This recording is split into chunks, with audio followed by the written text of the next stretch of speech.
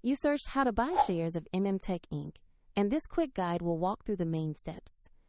Mmtec Inc. operates in advanced industrial manufacturing and trades on NASDAQ under the ticker MTC, and this information is educational only, not financial advice.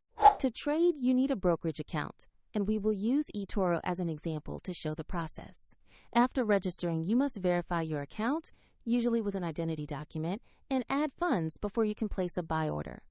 Use the platform search box and type the ticker MTC to locate the company listing. Make sure you select the correct Mmtec Inc. entry from the results before proceeding. On the asset page, you will find basic company details and a price chart to review recent movements. Confirm the company name, ticker MTC, and NASDAQ listing to ensure this is the right stock. To invest, click the Buy or Invest button, enter the amount you want to purchase, and carefully review the order details before confirming.